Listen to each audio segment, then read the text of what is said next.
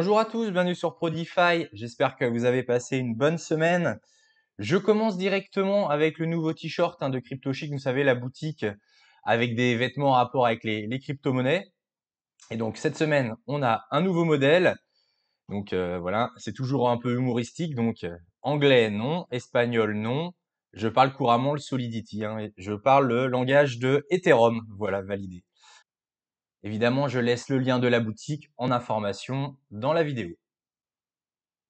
Un petit tour sur les cryptos du portefeuille. Alors, on va regarder comme d'habitude en 7 jours. Alors, une fois n'est pas coutume, on va commencer par les perdantes. Cette semaine, Witnet, moins de 30%.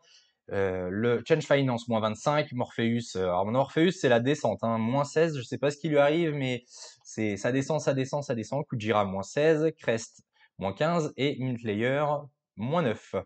Mais ça a été plutôt globalement une belle semaine. Donc, on a des tokens qui ont vraiment bien performé, notamment Chlore, qui a bien explosé, plus 84%, Chlore AI, Loop Network 71, Leox 69, le Nakamoto plus 58, Tao Bitensor 48 et le Dinex plus 40. Il y a Rio aussi de Realio. Alors pour l'instant, les RWA sont pas très dynamiques, c'est un peu mou, mais là en tout cas le Rio, lui, il a rebondi de 37% cette semaine. Mais c'est vrai que les autres tokens du portefeuille RWA, je pense à Centrifuge et Maple, c'est un peu mou du genou, en espérant que le RWA se réveille dans les prochaines semaines. Autre token qui s'est réveillé depuis quelques semaines, c'est AAV.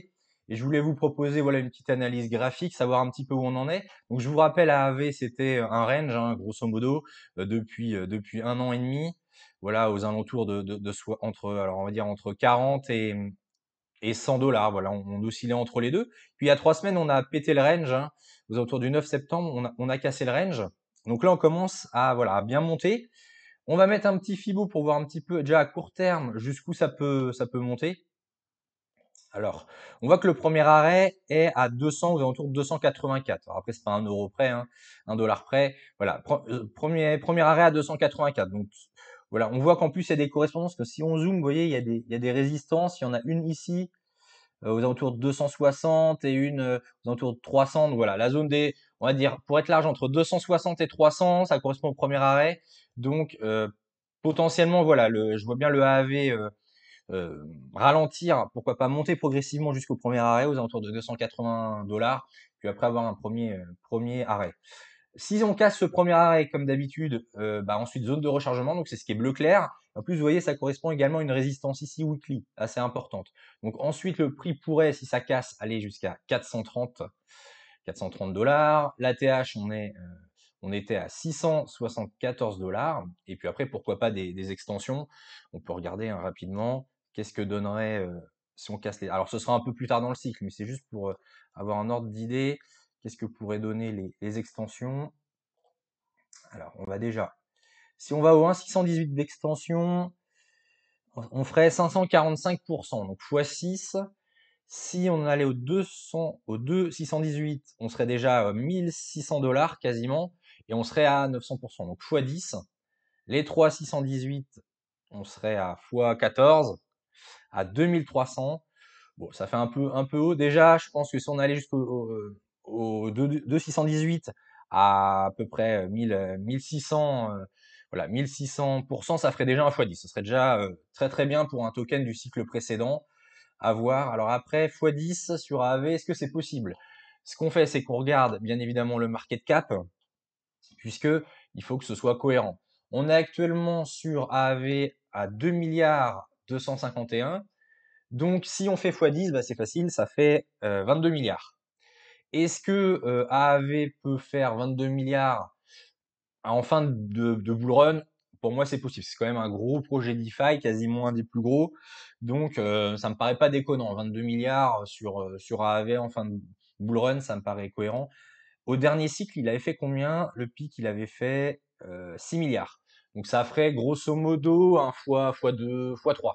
Un peu plus de x3. x3, x3 et demi par rapport au dernier cycle. C'est fait un peu beaucoup, mais on va dire en tout cas au niveau du market cap, c'est jouable. Après, vous avez les targets un peu avant. On ira peut-être pas, on ira peut-être qu'à 1,618, mais bon, ça fait déjà un AV à 1000 dollars, c'est déjà pas si mal. ça fait x6, x7, et puis voilà, ou le 2618 à 1600 $. Voilà un peu pour les targets, pour vous donner quand même un ordre d'idée. Ceux qui me sortent des AAV à 10 000 $, c'est pas possible que ce soit niveau graphique, ça correspond pas spécialement à euh, des niveaux logiques, des niveaux de Fibo, et en plus, au niveau de la market cap, après on serait beaucoup trop. Mais je pense qu'un x10 sur AAV est quelque chose. Alors si évidemment, si on a un beau bull run et que toutes les altcoins explosent, ça paraît plausible. Voilà pour AAV, on fera de temps en temps comme ça un petit token pour donner des petites targets pour vous, pour vos prises de profit, voilà, que ce soit cohérent.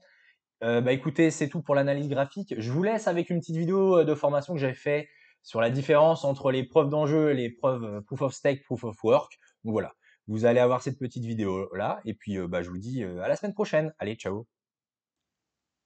Alors, avant le chapitre sur le staking, faut qu'on fasse un focus sur la preuve de travail et la preuve d'enjeu.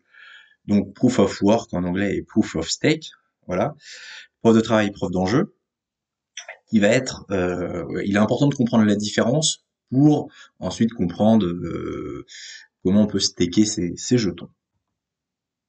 Alors, le proof of work, preuve de travail, et le proof of stake, preuve d'enjeu, sont deux algorithmes de consensus utilisés dans la blockchain pour valider les transactions et créer de nouveaux blocs.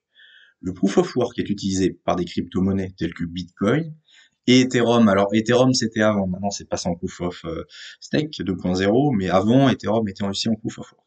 Ce mécanisme de consensus repose sur l'utilisation de la puissance de calcul pour résoudre des problèmes mathématiques complexes, appelés hashing, afin de valider les transactions et de créer de nouveaux blocs. Les mineurs, qui sont des nœuds du réseau, utilisent leur puissance de calcul pour résoudre ces problèmes et gagner des récompenses en échange. Cependant, le processus de minage est très énergivore et nécessite des équipements spécialisés, ce qui peut limiter la participation d'un petit groupe de mineurs. On verra ça en détail tout à l'heure. Le proof of stake, quant à lui, repose sur la participation des détenteurs de jetons à la validation des transactions. Les validateurs ou nœuds bloquent une certaine quantité de jetons dans un portefeuille appelé wallet de staking ou wallet portefeuille de validation. Les validateurs sont ensuite sélectionnés aléatoirement pour valider les transactions et créer de nouveaux blocs. Les validateurs sont récompensés en fonction de la quantité de jetons qu'ils ont mis en jeu et de leur contribution à la validation des transactions.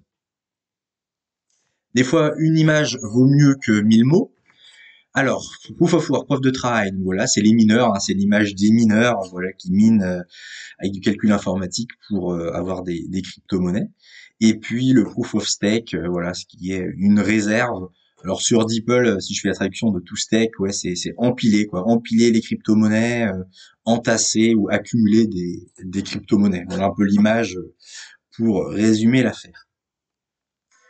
J'ai fait un petit tableau là où on voit vraiment les différences. Je trouve que c'est plus parlant que des phrases. Donc là, le petit tableau est pas mal. Donc la différence au niveau des méthodes de validation des transactions, bien évidemment, Proof of Work, c'est un calcul informatique intensif avec des ASICs qui sont des ordinateurs. Pour résoudre des problèmes mathématiques complexes, c'est ce qu'on appelle le hashing, alors que sur le Proof of Stake, on a une participation des détenteurs de jetons à la validation des transactions. Le fameux stacking. Voilà. Les récompenses. Donc les mineurs sont récompensés en jetons pour leur contribution à la validation des transactions. On a vu ça tout à l'heure. En proof of stake, les validateurs sont récompensés en jetons pour leur participation à la validation des transactions. Là, c'est la même chose, sauf que vous êtes des validateurs et plus des mineurs. Au niveau de l'énergie, donc proof of work, c'est très énergivore, nécessite des équipements informatiques spécialisés. Bon, après ça se discute, très énergivore, ça coûte plus en électricité. Après, très énergivore, tout est relatif par rapport à quoi on se base. Surtout que souvent, notamment les mineurs de Bitcoin, réutilisent d'électricité qui n'est pas utilisée pour les barrages électriques, par exemple. Donc bon, en kilowatts, ça fait beaucoup d'énergie. Après, très énergivore, bon, tout est un point de vue. C'est discutable, on va dire. Évidemment, Proof of Stake, ça utilise beaucoup moins d'énergie, donc on peut dire que c'est plus économe. Au niveau des limitations. Donc évidemment, Proof of Work, tout le monde peut pas le faire. Ça limite la participation à un petit groupe de mineurs ayant les ressources nécessaires, parce que les ASICs coûtent cher, faut des fermes de minage, donc évidemment, n'importe quel particulier ne peut pas faire ça. Au niveau du Proof of Stake, tout le monde peut le faire, donc il faut juste une connexion Internet et un ordinateur. Donc bien évidemment, ça permet une plus grande participation. Et enfin, au niveau de la sécurité, évidemment, Proof of Work, c'est ce qui est le plus sécurisé, c'est très sécurisé, considéré comme sécurisé, car il est très difficile de modifier les blocs précédents sans refaire tout le calcul.